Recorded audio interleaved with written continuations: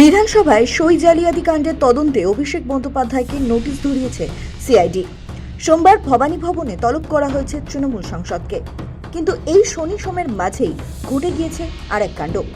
শনিবার বিকেলেই সোনারপুরে নিগৃহীত হন ডায়মন্ড হারবারের তৃণমূল সাংসদ। তবে সোনারপুরে নিগৃহীত হওয়ার আগেই শনিবার দিনভর এক প্রকার লুকোচুরির ঘটনার সাক্ষী থেকেছে গোটা বাংলা। একদিকে সিআইডি এবং অন্যদিকে অভিষেক বন্দ্যোপাধ্যায়, চলে রীতিমতো লুকোচুরি খেলা। শনিবার হরিশ মুখার্জি স্ট্রিটের শান্তিনিকেতনে গিয়ে তাকে না পেয়ে ফের কালীঘাটের বাড়িতে যান সিআইডি আধিকারিকরা। রীতিমতো নোটিশ হাতে হন্যে হয়ে ঘুরেছেন সিআইডি আধিকারিকেরা। শেষমেশ কালীঘাটের বাড়ির বাইরে এসে নিজের হাতে সেই নোটিশ রিসিভ করেন অভিষেক। সূত্র বলছে, বিধানসভার সই জালিয়াতি কাণ্ডের তদন্তে অভিষেককে নোটিশ ধরায় সিআইডি। বিধানসভায় বিরোধী দলনেতা হিসেবে শোভনদেব চট্টোপাধ্যায়ের নির্বাচনকে কেন্দ্র করে জমা পড়া একটি চিঠি নিয়েই তৈরি হয়েছে জটিলতা। সেই চিঠিতে থাকা কয়েকজন বিধায়কের স্বাক্ষরের সত্যতা নিয়ে উঠেছে প্রশ্ন। অভিযোগ, কিছু স্বাক্ষর নিয়ে বিভ্রান্তি তৈরি হওয়াতে গোটা বিষয়টি খতিয়ে দেখতে তদন্ত শুরু করেছে সিআইডি। আর তাতেই এত কাণ্ড। শনিবার দুপুরের এই হাই ভোল্টেজ ড্রামার সূত্রপাত হরিশ মুখার্জি রোড থেকে। একটি মামলার নোটিশ দিতে দুপুরে অভিষেকের শান্তিনিকেতন বাড়িতে পৌঁছায় সিআইডির একটি টিম। কিন্তু সেখানে অভিষেক ছিলেন না। তিনি তখন ছিলেন কুণাল ঘোষের বাড়িতে। বেলেঘাটায় ভোট পরবর্তী হিংসায় নিহত এক তৃণমূল কর্মীর পরিবারের সঙ্গে দেখা করতে। পরবর্তীতে সেখান থেকে সরাসরি কালীঘাটের বাড়িতে ফিরে আসেন তিনি। সেখানেই সিআইডির হাত থেকে নোটিশ নেন অভিষেক। সেই পর্ব মিটিয়েই সোনারপুরে গিয়ে আক্রান্ত হন অভিষেক। সোনারপুরে তুমুল হেনস্থার শিকার হয়ে কলকাতায় ফেরার পথে সোজা বাইপাসের ধারে বেসরকারি হাসপাতালে পৌঁছে যান অভিষেক বন্দ্যোপাধ্যায়। চিকিৎসা হচ্ছে না বলে তাকে তড়িঘড়ি নিজের গাড়িতে তুলে অন্য হাসপাতালে নিয়ে যান মমতা বন্দ্যোপাধ্যায়। কিন্তু দ্বিতীয় হাসপাতালও পরীক্ষার পর জানিয়ে দেয় কোনো গুরুতর চোট নেই, তার ভর্তির প্রয়োজন নেই। পরপর দুটি হাসপাতালই ফিট সার্টিফিকেট দেওয়ায় রাতেই কালীঘাট রোডের বাড়িতে ফেরেন অভিষেক। জানা গিয়েছে, সেখানেই কার্যত হাসপাতাল পরিকাঠামোয় রয়েছেন তৃণমূল সাংসদ। বারবার প্রেশার ওঠানামা করছে বলেও জানা গিয়েছে। শনিবার রাতের পর রবিবার সকালেও একবার অক্সিজেন দেওয়া হয়েছে তাকে। স্যালাইনের ব্যবস্থাও রয়েছে বাড়িতে।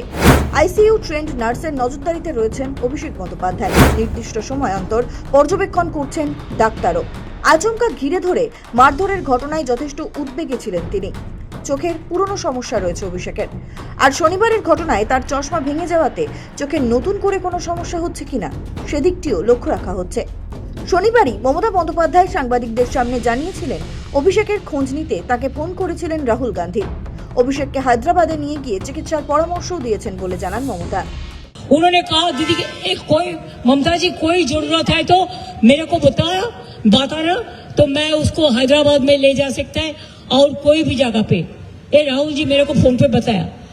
All the leaders are talking and I have seen Akhilesh Yadav, I have seen the tweet of including Omar, including other political parties also. Kapil Sibal ji, all, Venugopal ji, all they have sent their tweets. So I have seen it. But I am told, but that time I was not in a mood to see because we are concerned about his health and his health condition is not that good. और doctor advice करेंगे। ये तो अब देखा saline लेके किसी को। তবে সূত্রের খবর, এখনই অভিষেককে হায়দ্রাবাদে নিয়ে যাওয়ার কোনো পরিকল্পনা নেই। আপাতত কয়েকদিন বাড়িতে চিকিৎসা পরিকাঠামোয় বিশ্রামে থাকার পরামর্শ দিয়েছেন চিকিৎসকরা। শারীরিক পরিস্থিতির উপর নজর রেখে পরবর্তী পদক্ষেপ নেওয়া হবে বলেই জানা গিয়েছে। আপাতত অভিষেকের বাড়িতে লোকজন আসার ক্ষেত্রেও কড়াকড়ি করা হয়েছে বলে সূত্রের খবর। তার শারীরিক অবস্থার কথা মাথায় রেখেই আপাতত বাড়ি থেকে না বেরোনোর পরামর্শ দিয়েছেন চিকিৎসকরা। এদিকে সোমবারই অভিষেককে ভবানী ভবনে তলব করেছে সিআইডি। তবে এখন যা পরিস্থিতি, তাতে সোমবার তিনি সিআইডির ডাকে সাড়া দিতে পারবেন কিনা তা নিয়ে উঠছে প্রশ্ন। জানা গিয়েছে, চিকিৎসকরা তাকে বাড়িতে বিশ্রামের পরামর্শ দিয়েছে। যেহেতু শনিবারের ঘটনা সকলের সামনে স্পষ্ট, এখন দেখার অভিষেক সুস্থ হতে সিআইডির কাছে আরও বেশ কিছুদিন সময় চেয়ে নেন, নাকি সোমবারই এক্স ক্যাটাগরি নিরাপত্তা নিয়ে ভবানী ভবনে পৌঁছে যায় তৃণমূলের সেকেন্ড ইন কমান্ড। কৌতূহল রয়েছেই। সৌভিক সান্যালের রিপোর্ট, সময়, কলকাতা।